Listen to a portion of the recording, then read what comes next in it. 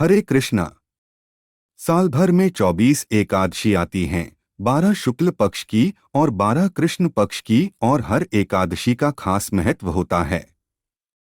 लेकिन शास्त्रों में निर्जला एकादशी को मोक्ष देने वाली एकादशी कहा जाता है। इसे भीमसेनी एकादशी के नाम से भी जाना जाता है। इस दिन व्रत करने के अलावा गंगा में स्नान करने और दान करने का विशेष महत्व होता है। ऐसे में आप कैसे निर्जला एकादशी का व्रत करें और इसकी व्रत कथा क्या है, आज इस वीडियो में जानें। एकादशी व्रत हिंदुओं में सबसे अधिक प्रचलित व्रत माना जाता है। वर्ष में 24 एकादशियां आती हैं, किंतु इन सब एकादशियों में ज्येष्ठ शुक्ल एकादशी सबसे बढ़कर फल देने वाली समझी जाती है, क्योंकि इस एक एकादशी का व्रत रखने से वर्ष भर की एकादशियों के व्रत का फल प्राप्त होता है। निर्जला एकादशी का व्रत अत्यंत संयम साध्य है। इस युग में यह व्रत संपूर्ण सुख भोग और अंत में मोक्ष कहा गया है। कृष्ण पक्ष और शुक्ल पक्ष दोनों पक्षों की एकादशी में अन्न खाना वर्जित है। एकादशी तिथि भगवान विष्णु को समर्पित है। वहीं निर्जला एकादशी पर भगवान विष्णु के साथ मां लक्ष्मी की पूजा करने का विधान है। इससे घर पर सुख समृद्धि का वास होता है। ज्येष्ठ मास के शुक्ल पक्ष की एकादशी को निर्जला एकादशी का व्रत रखा जाता है। पंचांग के अनुसार इस साल 2024 में ज्येष्ठ माह के शुक्ल पक्ष की एकादशी तिथि 17 जून को सुबह 04:42 से आरंभ हो रही है, जो 18 जून को सुबह 06:23 पर समाप्त होगी। ऐसे में उदया तिथि के आधार पर निर्जला एकादशी व्रत 18 जून को रखा जाएगा। निर्जला एकादशी व्रत का पारण द्वादशी तिथि के दिन किया जाता है। इस साल निर्जला एकादशी के पारण का समय 19 जून को सुबह 6:15 से 8:10 तक है। इस दिन सुबह उठकर स्नान आदि करने के बाद भगवान विष्णु का मनन करते हुए व्रत का संकल्प लें। इसके बाद विष्णु जी की पूजा करें। इस दौरान उन्हें पीले फूल, केला, माला, पीला चंदन, अक्षत, पीली वस्तुओं का भोग लगाने के साथ साथ विष्णु मंत्र, विष्णु चालीसा, एकादशी व्रत कथा का पाठ कर लें। अंत में विधिवत आरती कर लें। निर्जला एकादशी के दिन भगवान विष्णु के मंत्र नमो भगवते वासुदेवाय मंत्र का जाप करें। निर्जला एकादशी 2024 महत्व। निर्जला एकादशी को मोक्षदायिनी एकादशी कहा जाता है। इस दिन बिना जल ग्रहण किए दिन भर व्रत रखा जाता है और अगले दिन यानी द्वितीया तिथि को व्रत खोला जाता है। इसे सबसे कठोर एकादशियों में से एक माना जाता है। इस एकादशी को भीमसेनी पांडव एकादशी के नाम से भी जानते हैं। इसके साथ ही पूरी रात जाकर भगवान विष्णु से संबंधित भजन कीर्तन करते हैं। इसके साथ ही गरीबों और जरूरतमंदों को कपड़े, खाना, पानी, वस्त्र आदि का दान करते हैं। निर्जला एकादशी का व्रत सभी एकादशियों के व्रत में सर्वश्रेष्ठ और सबसे कठिन माना गया है। पद्म पुराण में इस व्रत की महिमा के बारे में विस्तार से बताया गया है कि इस व्रत को करने से आपको सभी एकादशियों का व्रत करने के समान फल की प्राप्ति होती है। पांडवों में भीमसेन को इस व्रत के प्रभाव से स्वर्ग लोक की प्राप्ति हुई थी। व्रत रखने वालों को निर्जला एकादशी की कथा का पाठ या श्रवण करने से संपूर्ण फल की प्राप्ति होती है। निर्जला एकादशी के नियम और पूजा विधि। इस दिन आपको स्वच्छ रहना चाहिए और स्वच्छ कपड़े पहनने चाहिए। निर्जला एकादशी के दिन सुबह स्नान करके सूर्य देव को अर्घ्य दें। इसके बाद पीले वस्त्र पहनें और भगवान विष्णु की पूजा करें और व्रत का संकल्प लें। निर्जला एकादशी के दिन जल ग्रहण नहीं करना चाहिए, क्योंकि इस व्रत में जल पीना वर्जित माना जाता है। पूजा समाप्ति के बाद ही जल ग्रहण करें। इस व्रत को सच्चे हृदय से करना चाहिए। इस दिन चावल खाना या बनाना वर्जित माना गया है। इस दिन भगवान विष्णु को तुलसी अवश्य अर्पित करनी चाहिए। और इस व्रत में दान दक्षिणा का विशेष ध्यान रखें। भगवान विष्णु को पीले फूल, पंचामृत और तुलसी दल अर्पित करें। साथ ही भगवान विष्णु और मां लक्ष्मी के मंत्रों का जाप करें। इसमें अन्न और फलाहार का भी त्याग करना होगा। अगले दिन यानी द्वादशी तिथि को स्नान करके फिर से श्रीहरि की पूजा करने के बाद अन्नजल ग्रहण करें और व्रत का पारण करें।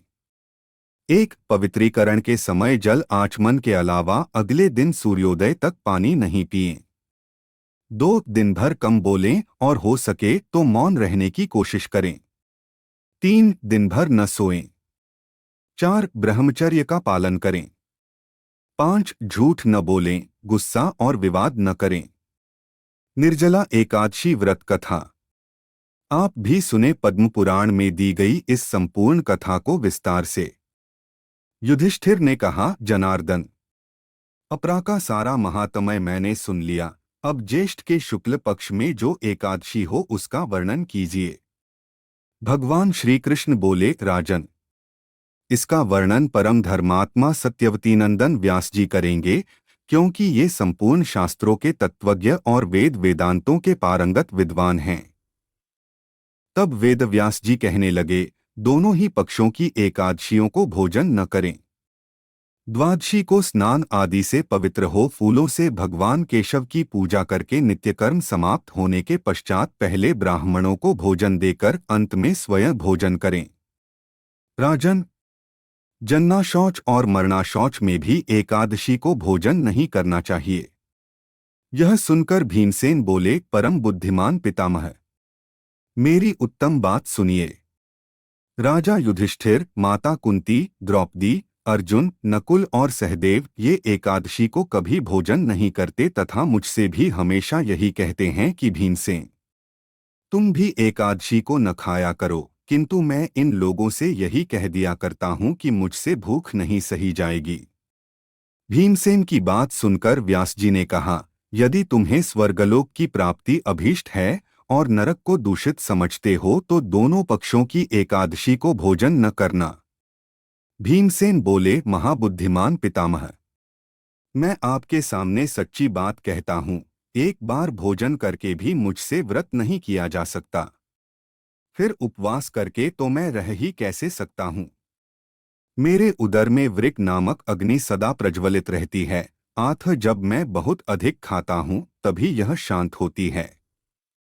इसलिए महामुने, मैं वर्ष भर में केवल एक ही उपवास कर सकता हूँ, जिससे स्वर्ग की प्राप्ति सुलभ हो तथा जिसके करने से मैं कल्याण का भागी हो सकूं। ऐसा कोई एक व्रत निश्चय करके बताइए, मैं उसका यथोचित रूप से पालन करूंगा। व्यास जी ने कहा, भीम, ज्येष्ठ मास में सूर्य वृष राशि पर हो या मिथुन राशि पर शुक्ल पक्ष में जो एकादशी हो उसका यत्नपूर्वक निर्जल व्रत करो। केवल कुल्ला या आचमन करने के लिए मुख में जल डाल सकते हो उसको छोड़कर और किसी प्रकार का जल विद्वान पुरुष मुख में न डालें, अन्यथा व्रत भंग हो जाता है। एकादशी को सूर्योदय से लेकर दूसरे दिन के सूर्योदय तक मनुष्य जल का त्याग करे तो यह व्रत पूर्ण होता है।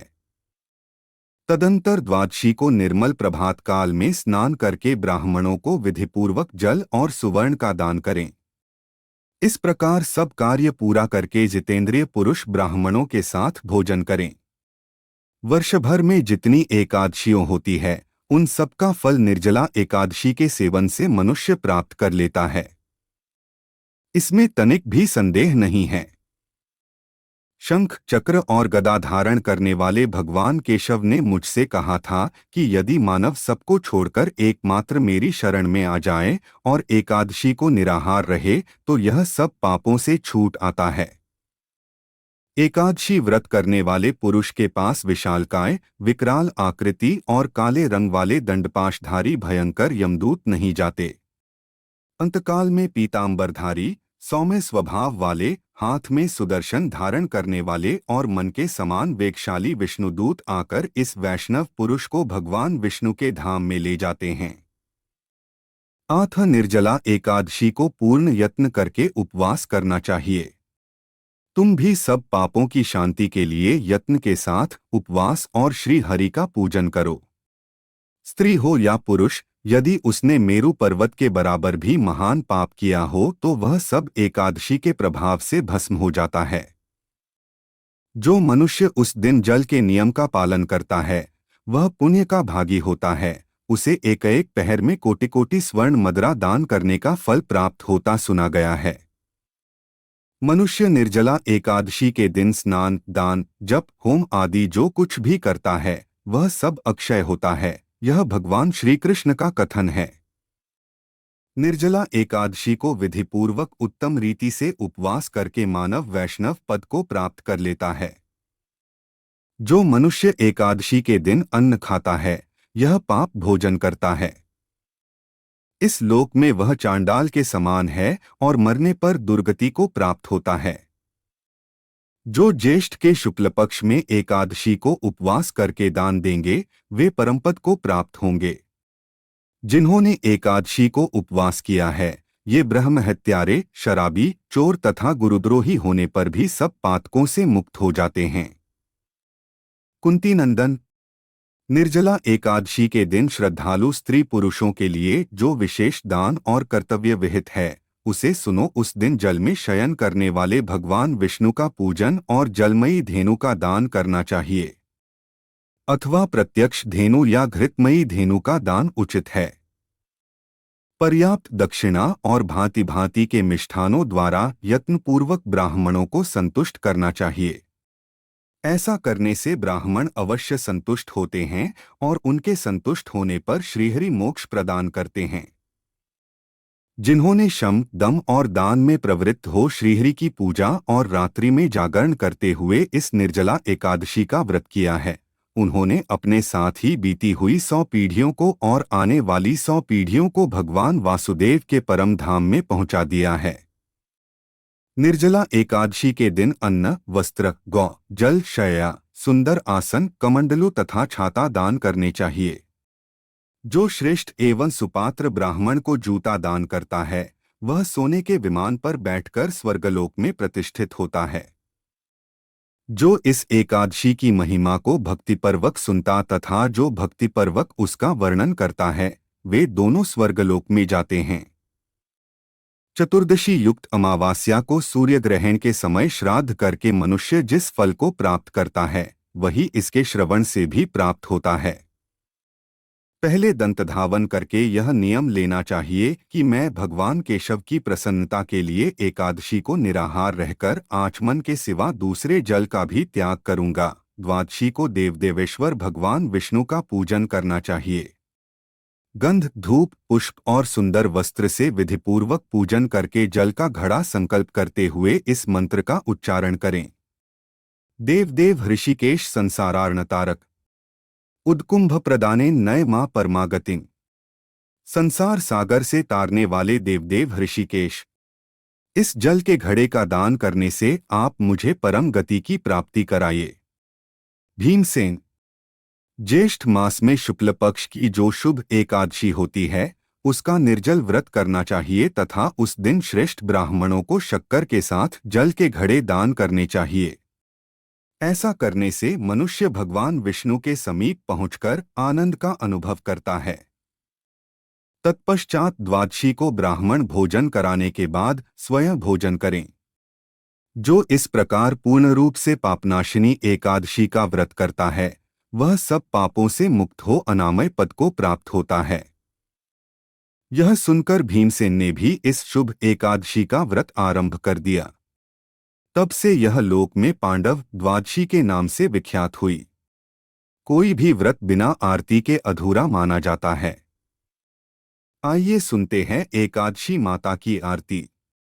जय एकादशी, जय एकादशी, जय एकादशी माता। विष्णु पूजा व्रत को धारण कर शक्ति मुक्ति पाता। जय तेरे नाम गिनाओ देवी, भक्ति प्रदान करनी। गण गौरव की देनी माता, शास्त्रों में वर्णी। मार्गशीर्ष के कृष्ण पक्ष की उत्पन्ना, विश्वतारिणी जन्मी। शुक्ल पक्ष में हुई मोक्षदा, मुक्तिदाता बन आई। जय पौष के कृष्ण पक्ष की सफला नामक है। शुक्ल पक्ष में होल पुत्रदा, आनंद अधिक रहे। नाम षट्तिला माघ मास में कृष्ण पक्ष आवे।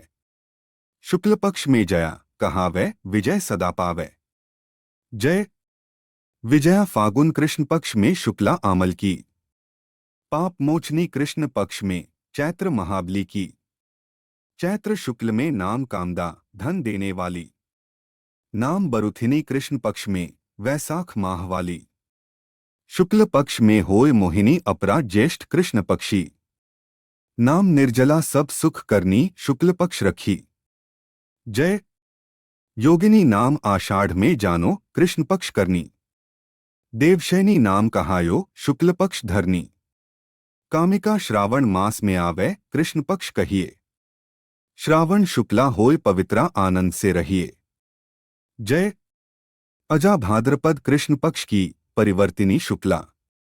इंद्रा आश्चिन कृष्ण पक्ष में व्रत से भवसागर निकला। पापांकुशा है शुक्ल पक्ष में आप हरनहारी। रमा मास कार्तिक में आवे सुखदायक भारी। जय देवोत्थानी शुक्ल पक्ष की दुखनाशक मया। पावन मास में करूं विनती पार करो नया। परमा कृष्ण पक्ष में होती जन मंगल करनी। शुक्ल मास में होय पद्मिनी दुख दारिद्र हरनी। जय जो कोई आरती एकादशी की भक्ति सहित गावे। जन गुर्दिता स्वर्ग का वासा निश्चय वह पावे। जय दोस्तों, अगर आपको ये वीडियो पसंद आई है तो आप इस वीडियो को ज़्यादा से ज़्यादा शेयर और लाइक करें, और अगर आप इस चैनल पर नए हैं तो इस चैनल को सब्सक्राइब अवश्य करें। जय श्री राधे कृष्णा।